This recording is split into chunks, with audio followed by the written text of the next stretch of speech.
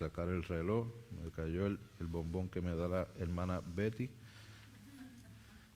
Todas las semanas me da un bombón. Y déjeme poner el reloj para que no salgamos de aquí a la 1:30 de la tarde.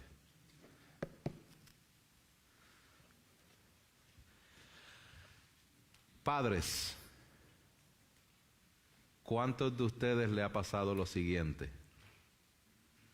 Es un día de Navidad o un día donde hay regalos, y usualmente cuando eso sucede hay mucho excitement, hay mucho regocijo, especialmente de nuestros niños, y nuestros niños se levantan usualmente bien temprano y nos levantan para que vayamos a ver los regalos que están, y vamos todos para allá y el niño abre el regalo y lo abre y se emociona y brinca y empieza a romper la caja, saca el juguete y de momento, ¿dónde están las baterías?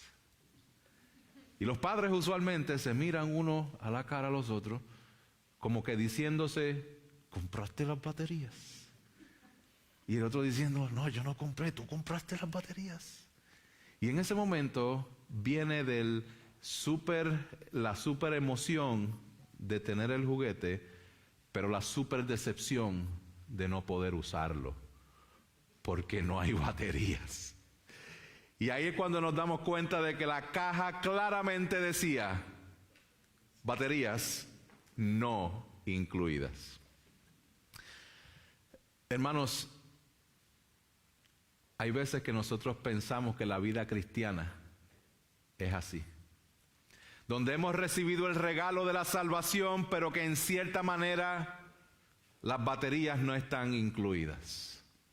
Que en cierta manera hemos recibido el perdón de nuestros pecados, mas sin embargo no tenemos la gasolina necesaria o el poder necesario para poder llevar a cabo la vida cristiana que la palabra de Dios establece.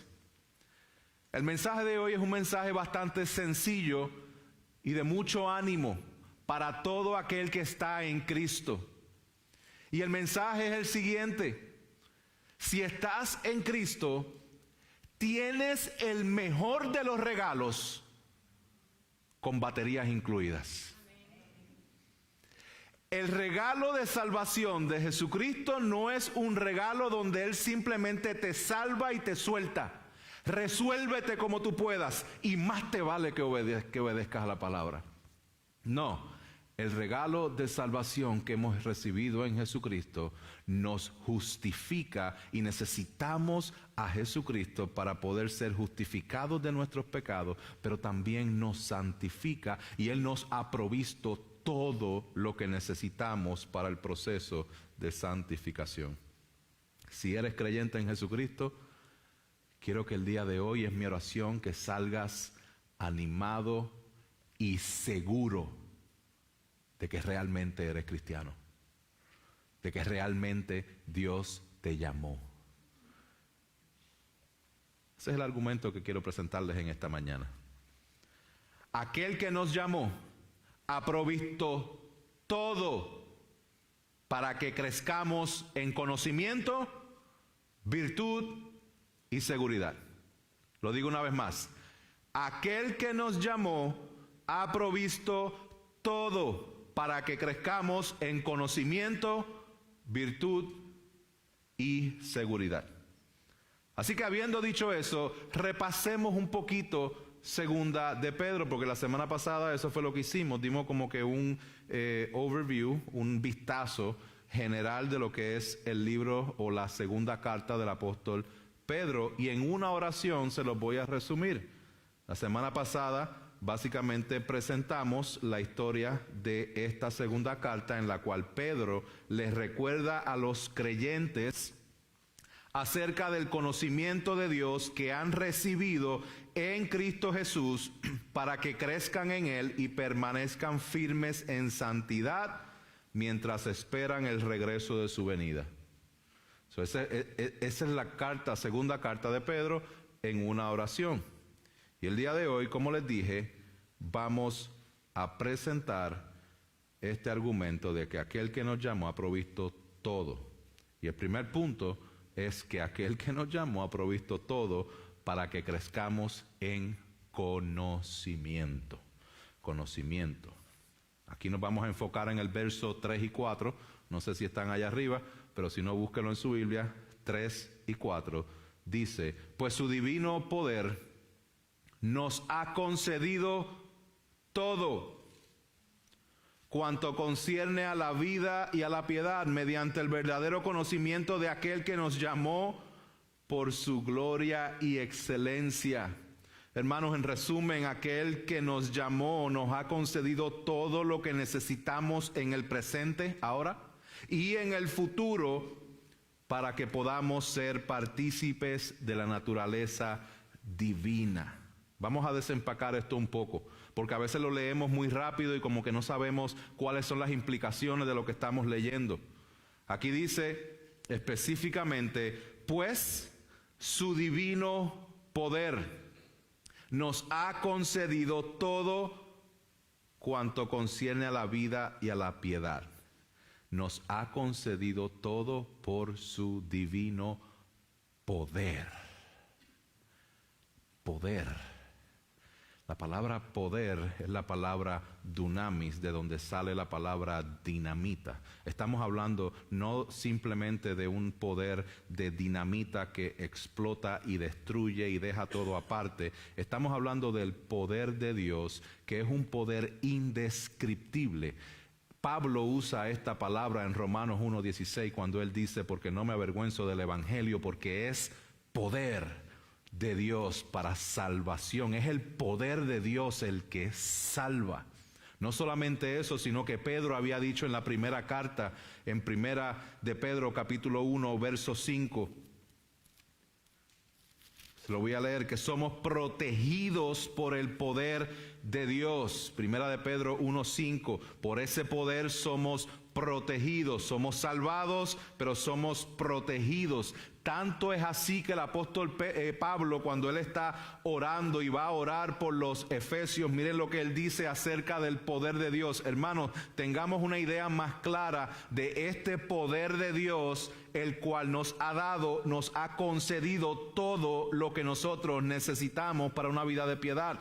Este poder de Dios, Pablo ora lo siguiente, y él dice en Efesios capítulo 1, versos 17 al 21, pido que el Dios de nuestro Señor Jesucristo, el Padre de gloria, les dé el espíritu de sabiduría y de revelación en un mejor conocimiento de Él. Mi oración es que los ojos de su corazón les sean iluminados para que sepan cuál es la esperanza de su llamamiento, para qué fueron llamados, cuáles son las riquezas de la gloria de la herencia en los santos, de su herencia en los santos, y cuál es, escuche, la extraordinaria grandeza de su poder para con nosotros los que creemos, conforme a la eficacia de la fuerza de su poder. Y de estas cosas que Pablo está pidiendo, ahora va a expandir acerca del poder de Dios. Y él dice, ese poder que nos salva, ese poder que nos protege y ese poder en el cual Él está orando para que nosotros lo podamos entender cada vez más. Él dice, ese poder obró en Cristo cuando lo resucitó de entre los muertos y lo sentó a su diestra en los lugares celestiales, muy por encima de todo principado, autoridad, poder, dominio y de todo nombre que se nombra, no solamente en este siglo, sino también en el venidero. Ese poder que levantó a Cristo de los muertos es el poder que tenemos en el Espíritu Santo, cada uno de nosotros, para que podamos llevar a cabo todo lo que Él nos ha mandado concerniente a la vida y a la piedad. Hermanos, no te falta nada cuando estás en Cristo. En Cristo no nos falta nada. Tu situación no tiene que cambiar para que puedas ser fiel a la palabra de Dios.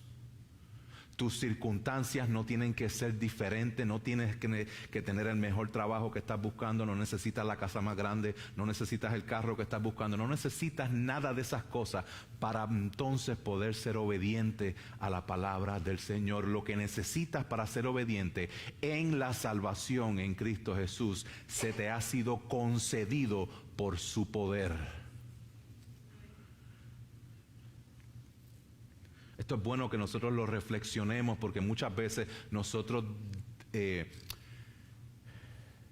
decimos a Dios, yo te voy, condicionamos, es la palabra que estaba buscando, condicionamos nuestra obediencia al Señor. Señor, si tú me provees esta petición que tanto estoy pidiendo, entonces yo voy a hacer esto otro.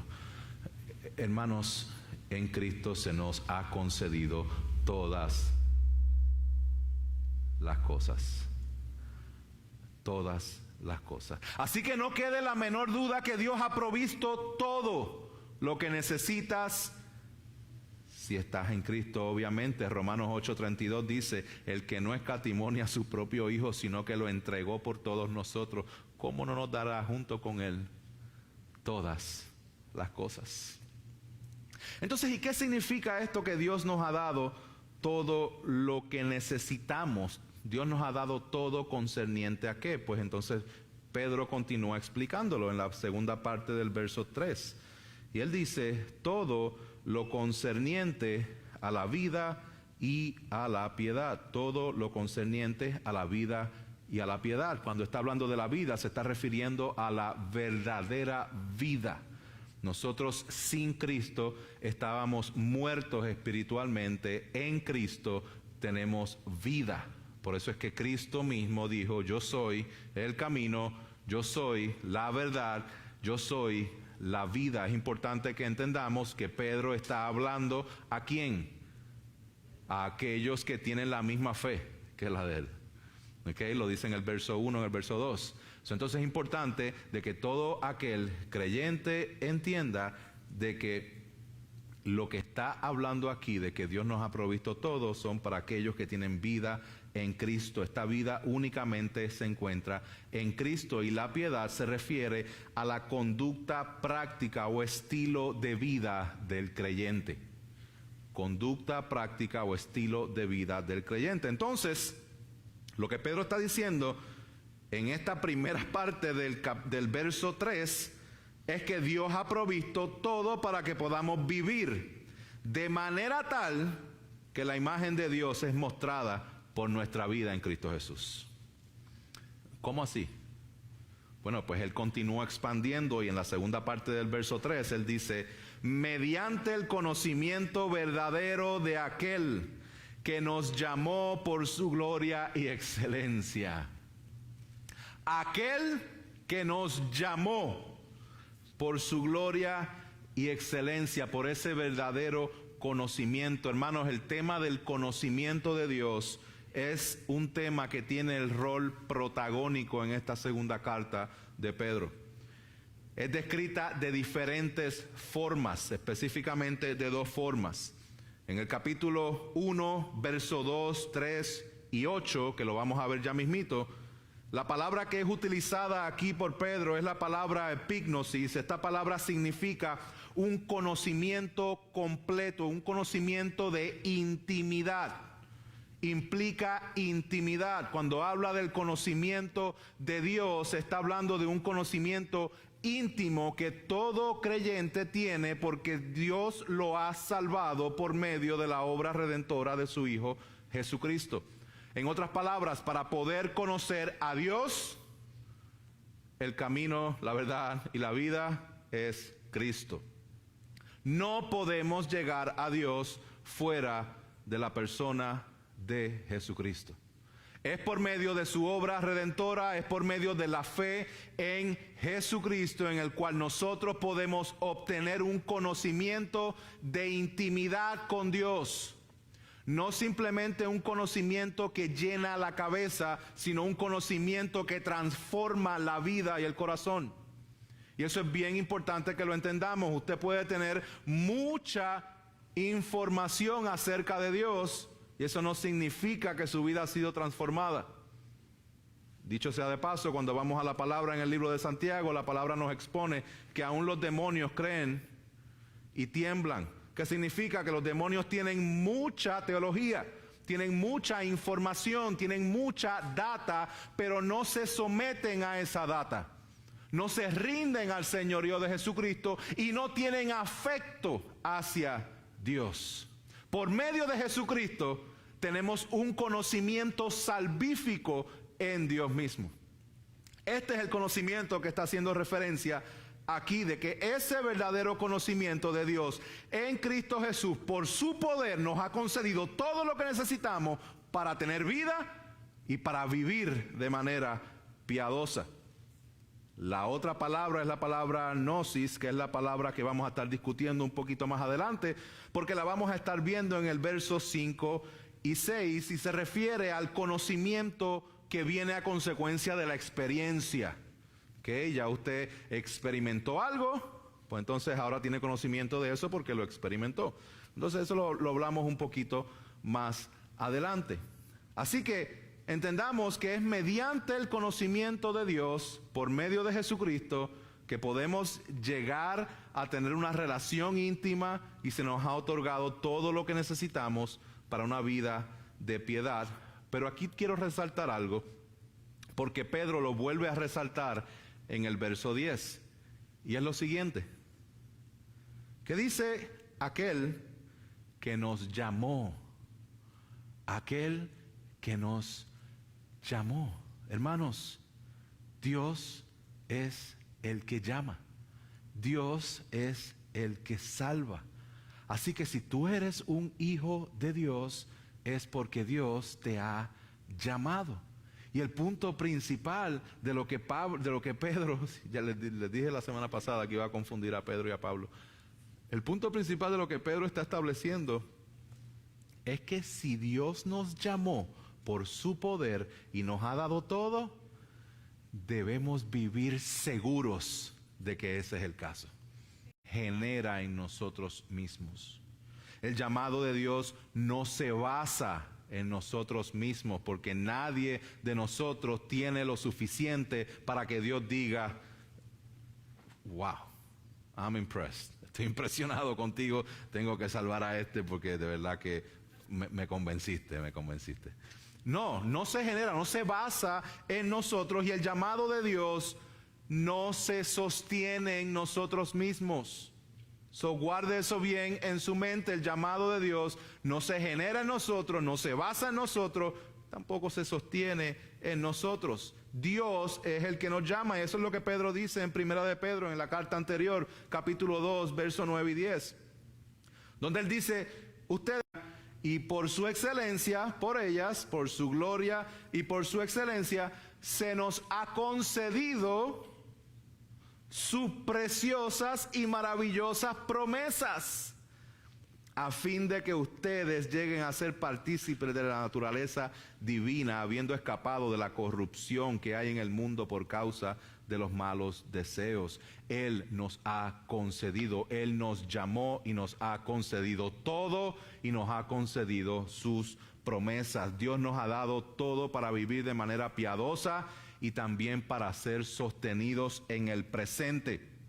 También nos ha dado sus promesas para que entonces demos pasos firmes hacia adelante en lo que Él ha establecido. Lo que Dios te ha dado no es solamente para sostenerte ahora. Lo que Dios te ha dado es para sostenerte ahora y para que sigas caminando como un peregrino y extranjero que va en dirección hacia estar en la tierra prometida con nuestro Dios.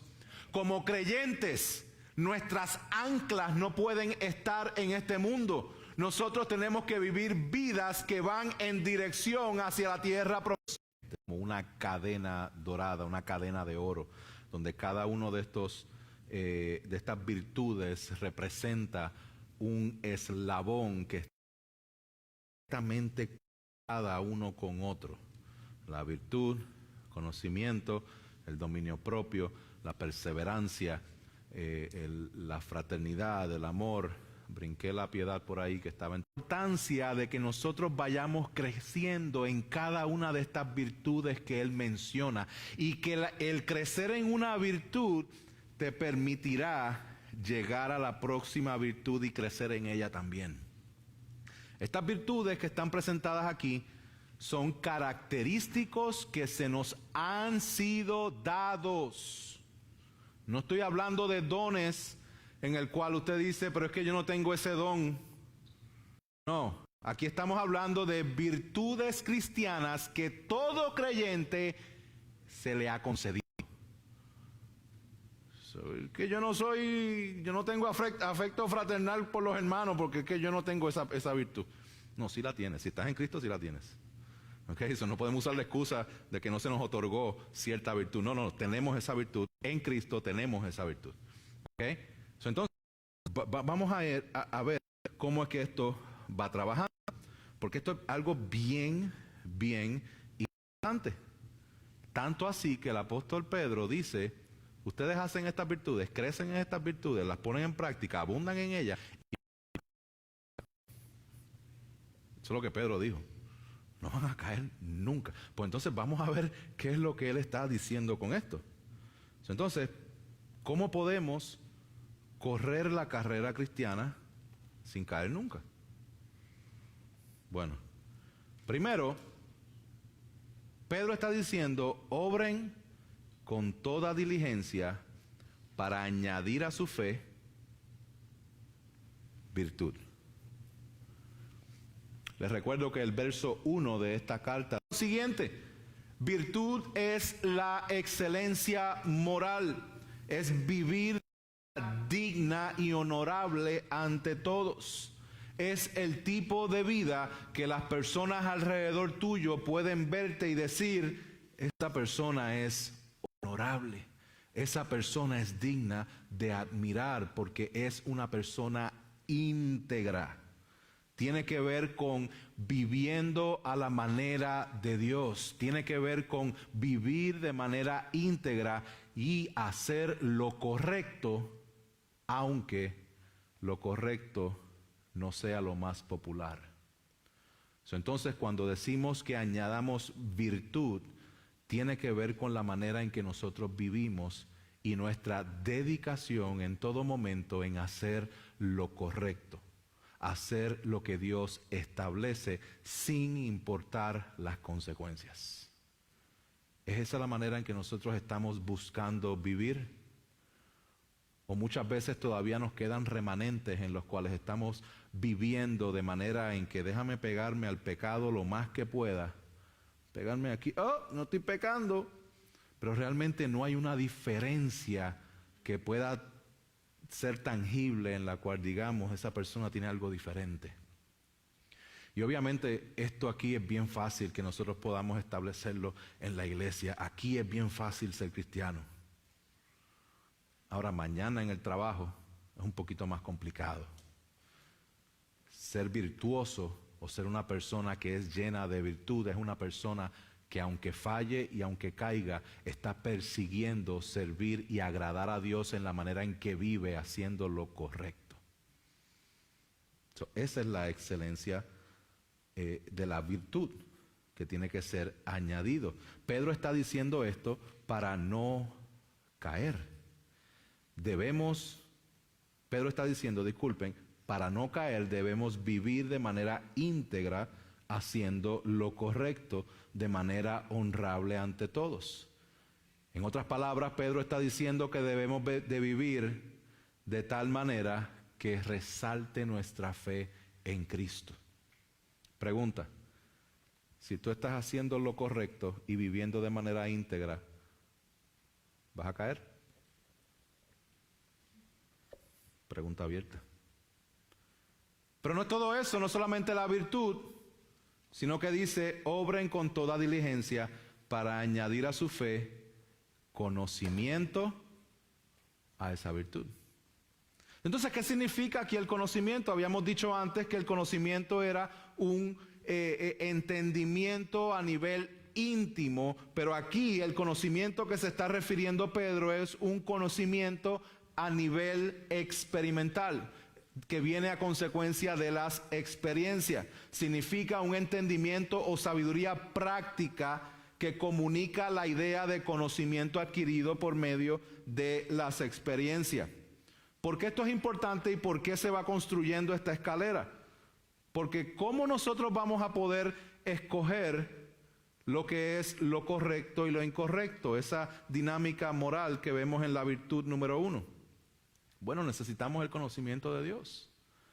Hay muchas personas que saben lo correcto pero no lo hacen. No es solamente que tú sepas, por eso es que primero viene la virtud y después viene el conocimiento.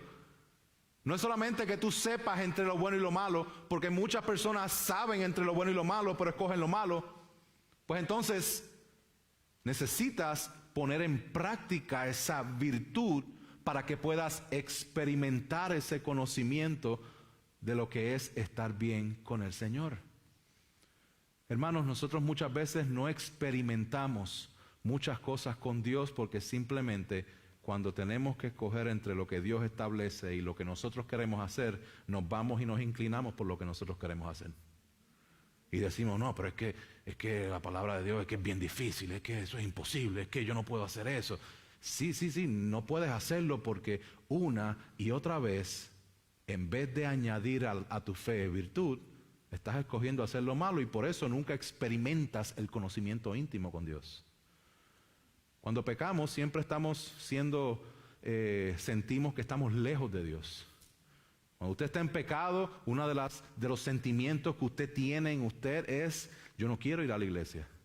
Yo no quiero tener que enfrentarme a esos hermanos llenos de el amor de Dios, que vayan a ver que hay algo en mí que no está bien y que me hagan la pregunta tan complicada, ¿cómo estás, hermano?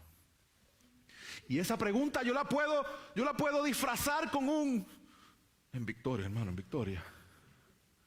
Pero de momento ese hermano puede ser un poco intrusivo y puede decirme, no, hermano, mírame a los ojos, ¿cómo realmente estás? ¿Cómo está tu alma? Y ahí fuiste expuesto y para no ser expuesto, pues mejor no voy. Hermano, eso es lo mejor que puede pasarte. Que venga un hermano en la iglesia en amor, con mucha mansedumbre y te diga cómo realmente estás. No superficial, no bien, sí, bien, gloria a Dios, no, bien. No, cómo realmente estás. ¿Cómo puedo orar por ti? ¿Cómo puedo caminar contigo para que sepas que podemos tener victoria en Cristo y que seas recordado de que se nos ha concedido todo? Para que podamos vivir de manera piadosa, dando gloria al Señor, conociendo más al Padre cada día.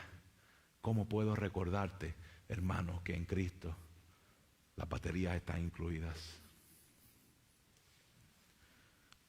Ese es el conocimiento. Luego del conocimiento dice el dominio propio. El dominio propio básicamente dice lo siguiente: contrólate. Di no a las pasiones de la carne. Crece en la palabra del Señor.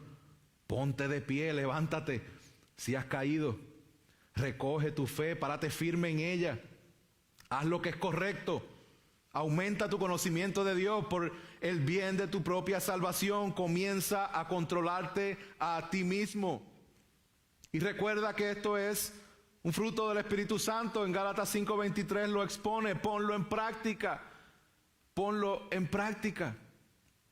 Luego del dominio propio, Pedro dice, ahora, esa virtud de hacer lo correcto, ese conocimiento de experiencia con Dios que estás adquiriendo por estar haciendo lo correcto, y ese dominio propio en el cual te estás controlando por el poder del Espíritu Santo, repítelo una y otra vez. Persevera en esa virtud, conocimiento, dominio propio.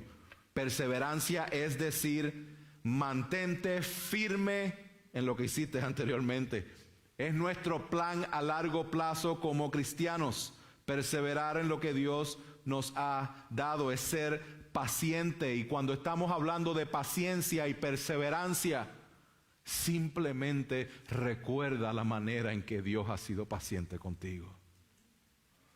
Cuán paciente no tienes que ser tú con los hermanos y con tus hijos y con tu esposa, y perseverante en lo que Dios ha establecido cuando consideramos la manera en que Él ha sido perseverante con nosotros. Aún en nuestras faltas, aún en nuestras debilidades, aún en las veces en que intencionalmente le damos la espalda, y Dios una vez más nos levanta, nos limpia, nos perdona, intercede por nosotros. Hermanos, debemos obrar con diligencia para perseverar en la fe. Próximo punto dice, obren con toda diligencia para añadir a su fe piedad. Piedad, y lo que se está refiriendo aquí es la piedad, es básicamente nuestra vida. Es ser imitadores de Cristo. Es esforzarnos por hacer su voluntad. Es tener una actitud correcta hacia Dios y hacia los hermanos. Hermanos, obrar con piedad es nuestro estilo de vida 24/7. Y esto únicamente va a ir creciendo cuando nosotros estamos enfocados en crecer en estas virtudes que ya se nos han sido dadas. Y por último, yo creo que esto no sorprende a nadie, pero el punto más importante de todas estas virtudes es el amor. Así que obren con toda diligencia para añadir a su fe amor. Y no hay mejor definición de amor que la que aparece en 1 Corintios 13. El amor es paciente, es bondadoso. El amor no tiene envidia, el amor no es jactancioso, no es arrogante. No se porta indecorosamente, no busca lo suyo, no se irrita, no toma en cuenta el mal recibido. El amor no se regocija de la injusticia, sino que se alegra con la verdad. Todo lo sufre, todo lo cree, todo lo espera, todo lo soporta. El amor nunca deja de ser. Este es el eslabón más importante de esta cadena dorada. Estas virtudes, hermanos, dan frutos. Miren lo que dice, verso 8. Pues estas virtudes, al estar en ustedes, ¿cómo yo sé que están con nosotros? Bueno, porque el verso 3 nos había dicho que nos ha dado todo. Y ahora nos recuerda y nos dice, estas virtudes están en ustedes, pero Pedro está enfatizando en que están en ustedes, pero tienen que abundar en estas virtudes, tienen que crecer en estas virtudes. Si estas virtudes al estar en ustedes y al abundar no los dejarán ociosos ni estériles. Un cristiano que está creciendo en Cristo no es una persona que está echada para atrás. Es una persona que produce los frutos del Espíritu Santo. Es una persona que muestra la imagen de Dios en su vida. Este es el recordatorio que Pedro nos está dando. Mas sin embargo, luego dice, porque el que carece de estas virtudes, verso 9, es ciego o corto de vista, habiendo olvidado la purificación de sus pecados.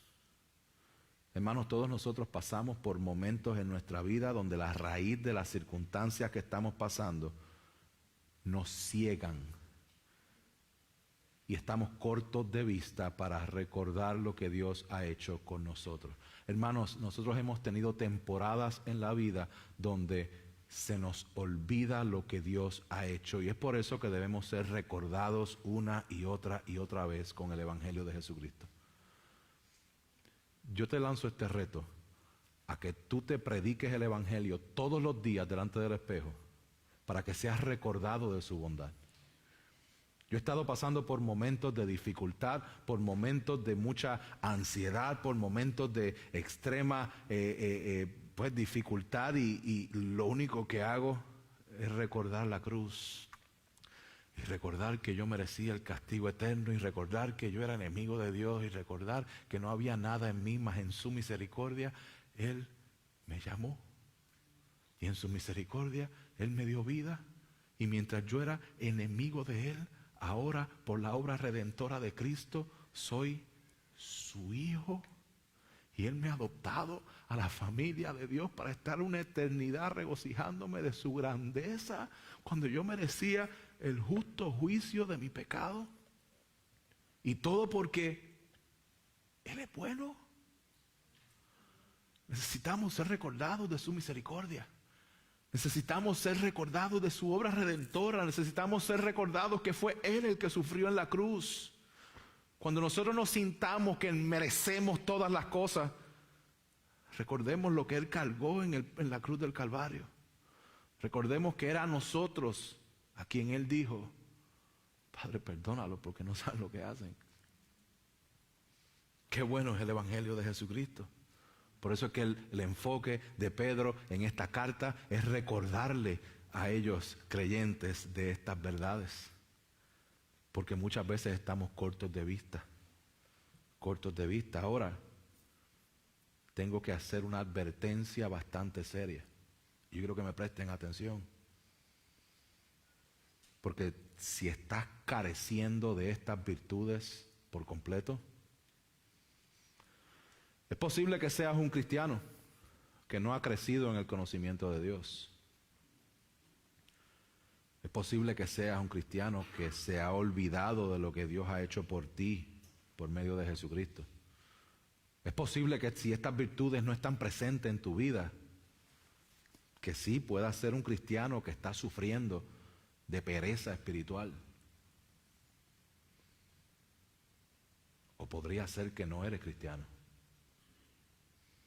Pedro está diciendo que si estas virtudes no están en práctica en tu vida y no están creciendo, es muy posible que tu fe esté fundamentada en las falsas enseñanzas de los falsos maestros acerca de Dios, que son los que Él va a exponer en el capítulo 2. Aquellos que no creen en las promesas de Dios de su venida.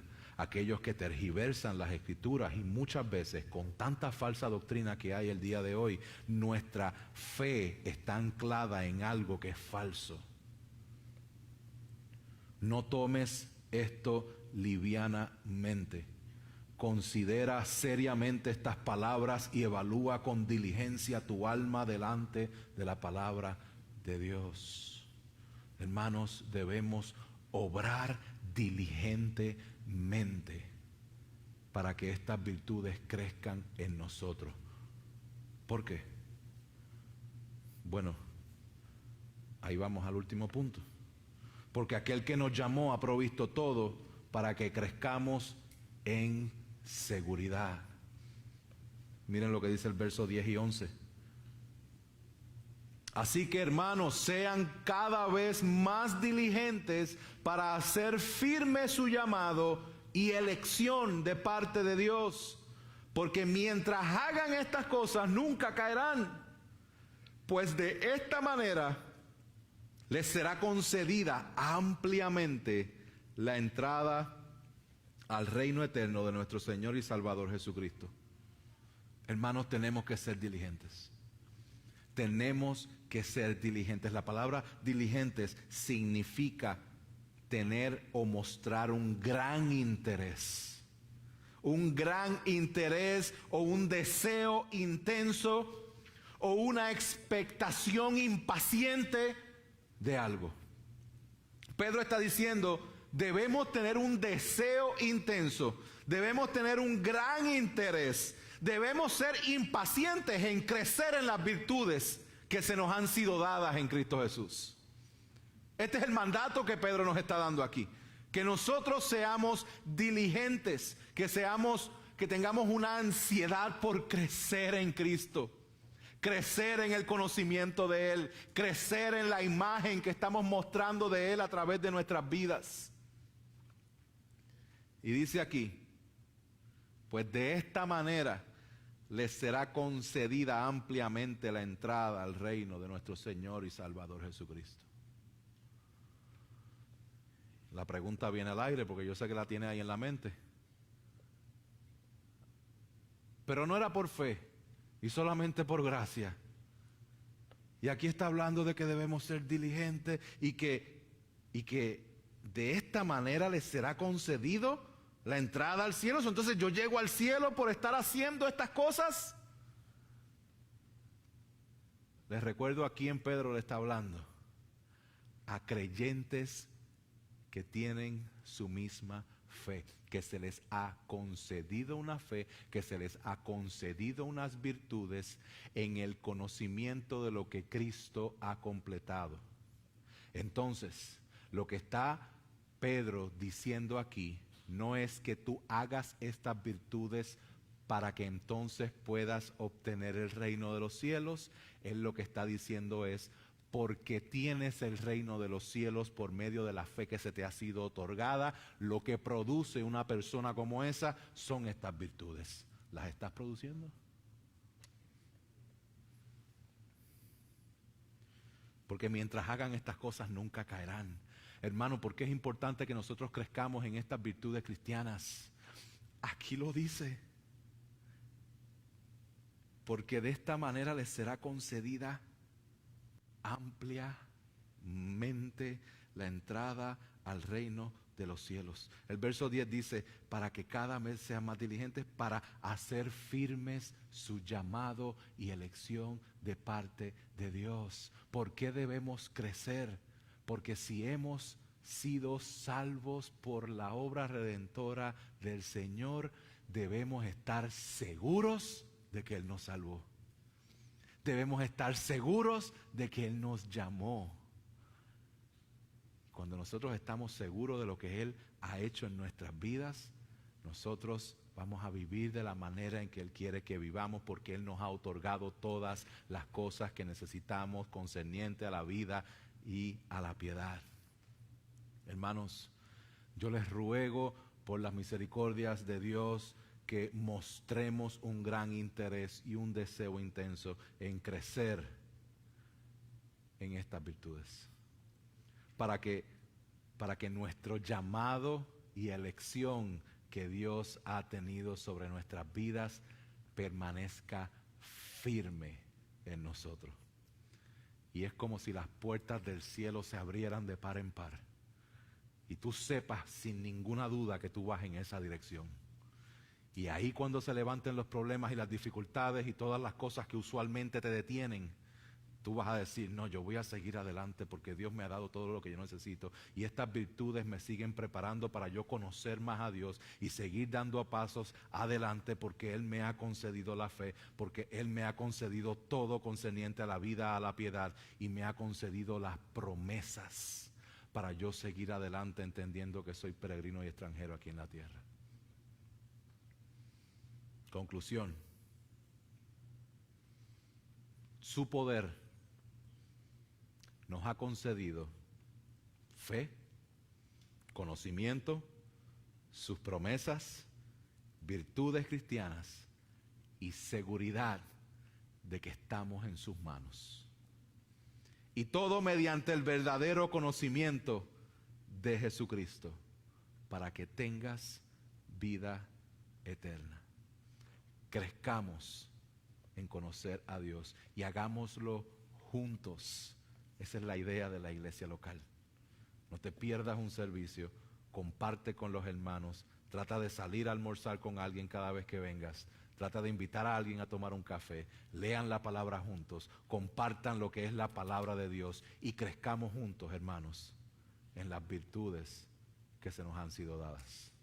Si no estás seguro en Cristo, hoy es tu día de salvación si vienes a Él en arrepentimiento y fe. No lo esperes más. Pongámonos de pie. Padre Celestial, te damos gracias por tu palabra. Gracias porque tú eres fiel, porque tú eres soberano, porque te plació amarnos y darnos todo lo necesario para que seamos fieles a ti, podamos vivir expandiendo tu reino aquí en la tierra. A ti damos la gloria y la honra en el nombre de Jesús. Amén.